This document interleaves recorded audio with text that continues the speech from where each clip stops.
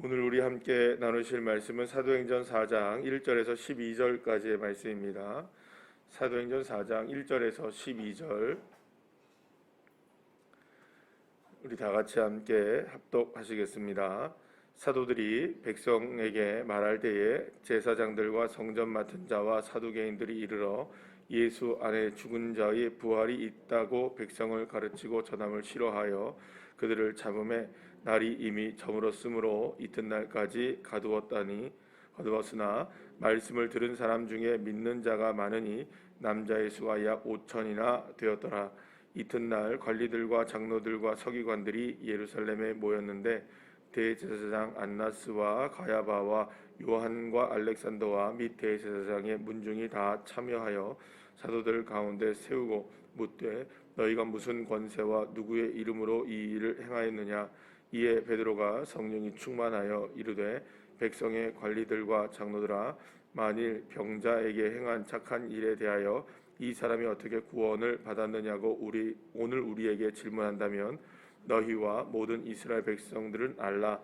너희가 십자가에 못 박고 하나님이 죽은 자 가운데서 살리신 나사렛 예수 그리스도의 이름으로 이 사람이 건강하게 되어 너희 앞에 섰느니라. 이 예수는 너희 건축자들의 버린 돌로서 집 모퉁이의 머릿돌이 되었느니라. 다른 이로서는 구원을 받을 수 없나니 저다 사람 중에 구원을 받을 만한 다른 이름을 우리에게 주신 일이 없음이라 하였더라. 아멘. 할렐루야.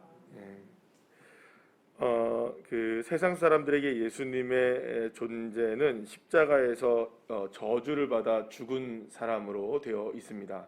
그러니까는 예수님이 계셨던 그 당시에 말이죠.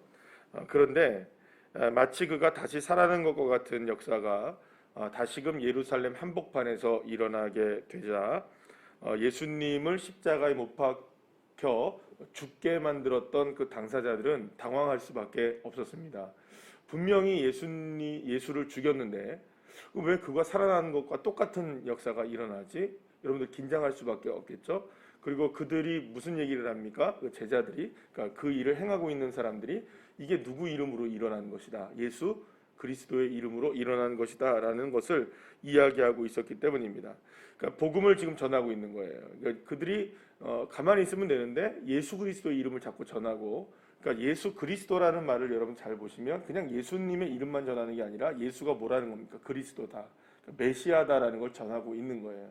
그걸로 인하여서 오늘도 본문에서 보면은 5천 명의 남자들만이라도 5천 명이라는 사람들이 예수님을 믿게 되었다라는 이야기가 나오니까 긴장을 할 수밖에 없는 거예요. 한 번에 3천 명씩 5천 명씩 막 믿고 막 이러니까 예수님을 죽였던 당사자들은 긴장을 하지 않을 수가 없었던 겁니다. 그래서 대제사장들과 관리들, 그다음에 서기관, 장로들, 여기엔 또 누구까지 하냐면 사두개인들까지, 이런 모든 사람들, 그러니까 모두가 다 어떤 사람들입니까? 예수님을 십자가에 못 박은 당사자들이잖아요.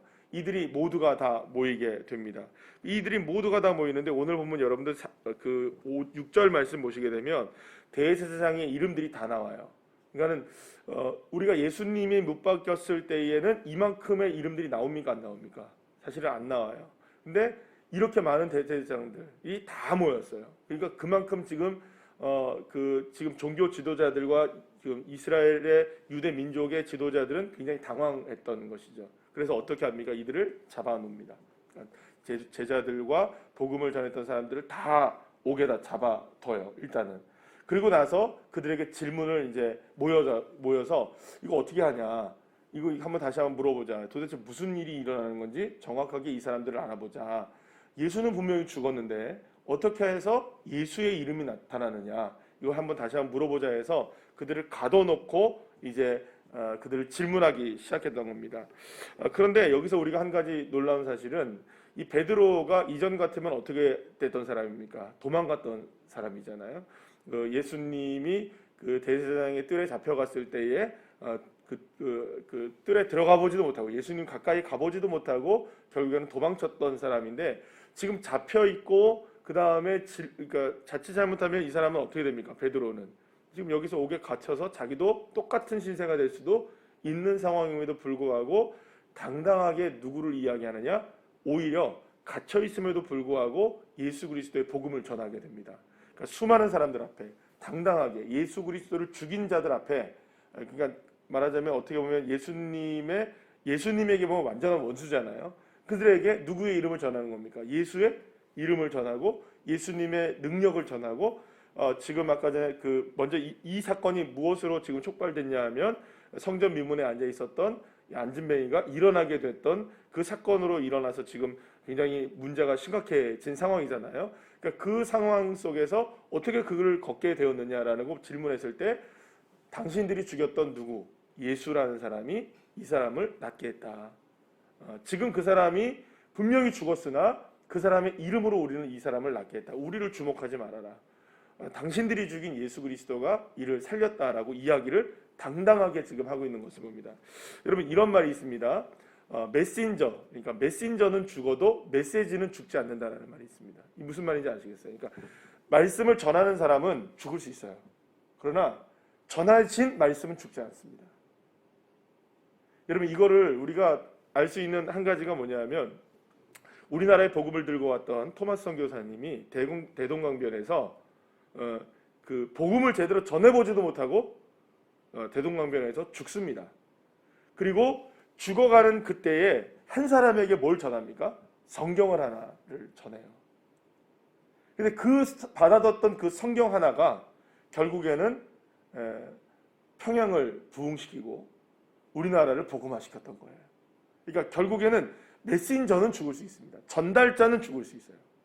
그러나 전달하는 그 메시지는 절대 죽지 않아요. 그러니까 결국 무슨 말이냐? 복음이 갖춰질 수 있느냐? 진짜 진리는 갖춰질 수 있느냐? 그렇지 않다는 겁니다. 사람들은 갇힐 수 있고 사람들은 문제가 생길 수 있지만, 우리와 함께 하시는 하나님의 역사, 복음의 능력, 예수 그리스도의 이름은 그 어떤 것에도 얽매이지 않는다는 것을 여러분 믿으시길 바랍니다. 그러니까 우리가 이 부분을 우리가 생각할 때 결국 한 가지를 우리가 우리의 삶을 통해 적용해 볼 수 있는 것들이 굉장히 많죠. 뭐냐? 우리의 삶은 지금 어떻습니까? 매우 힘들고 어렵고 매우 우리의 삶을 옥죄어오는 것들이 많이 있을 겁니다. 그러나 그렇다 할지라도 예수 그리스도의 복음은 결코 죽지 않습니다. 조금의 능력도 가감되지 않습니다. 우리가 없다고 하거나 혹은 우리가 생각할 때 이건 안 된다고 생각한다 할지라도 그건 결국 누구의 생각입니까? 우리의 생각인 것이죠. 오직 예수 그리스도의 능력은 살아 운동력이 있으십니다. 그래서 말씀은, 여러분 분명히 말씀하시죠. 말씀은 좌우의 나리선 검과 같다. 그래서 우리 모든 것을 찔러 쪼개기도 하는 역사가 무엇을 통해서 일어나느냐? 하나님의 말씀을 통해서 일어난다는 것입니다. 결국에는 우리의 눈에 보이지 않는다 할지라도 하나님은 여전히 일하고 계시고, 우리가 느낄 수 없는다 할지라도 하나님은 역사하고 계신다는 것입니다. 이것을 지금 누가 보여주고 있느냐? 베드로가 보여주고 있는 거예요. 여러분, 만약에 이런 생각을 해보게 됩니다. 예수님이 십자가에 못 박히셨다가 내려오셨어요. 그래서 십자가를 짊어지지 않으시고 그러면 많은 사람들이 예수님을 믿겠다 했습니까? 안 했습니까? 그 당시에 예수님이 십자가에 못 박힐 때에 네가 당장 여기서 내려와서 너 자신 스스로를 죽지 않는다면 내가 믿겠다, 이런 사람들이 수두룩이었어요. 그죠? 그러면 여러분, 그 당시에 예수님을 많이 믿었겠죠, 사람들이. 그러면 이 사람들은 또 누구를 찾아왔겠습니까? 한 사람을 찾아왔겠죠.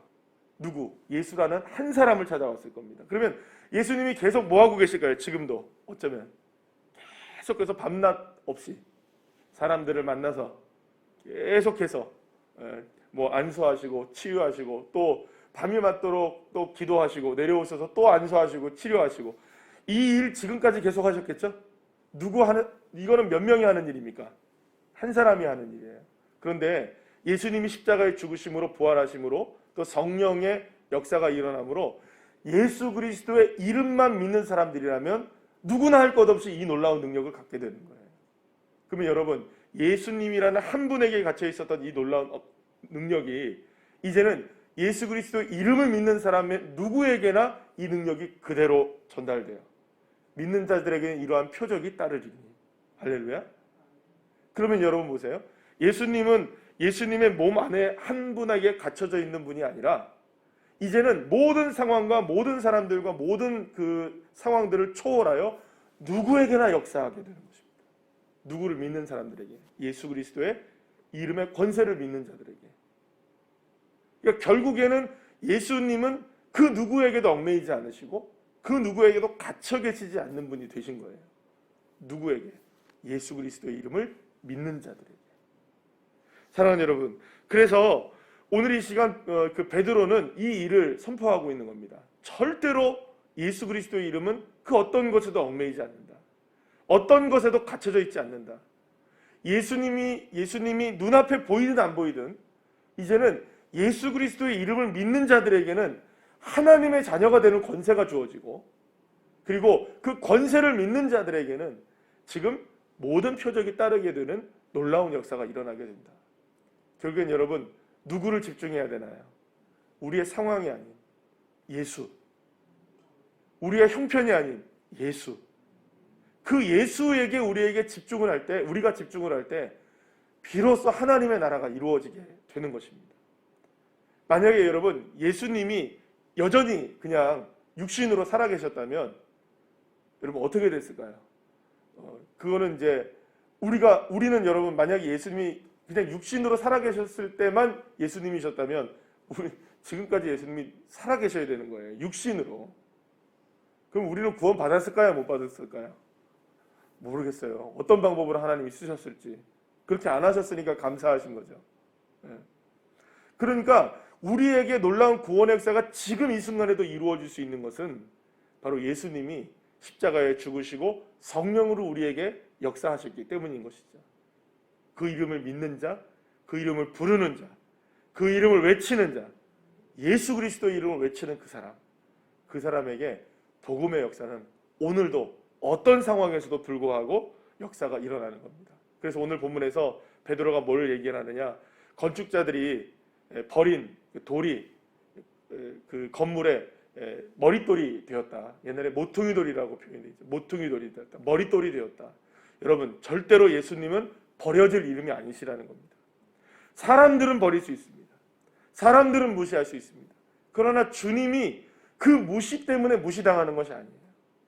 예수님이 아무리 없다고 한들, 예수님이 아무리 안 계신다고 한들, 하나님이 어디 있어라고 사는 사람들이 있다 할지라도, 수많은 사람들이 교회를 향해서 지금 얼마나 많이 비난을 합니까? 예수 왜 그런 걸 믿어? 그런 걸 믿으니까 코로나 걸리지. 이런 얘기가 나오는 시대에 우리는 당당하게 외칠 수 있어야 됩니다.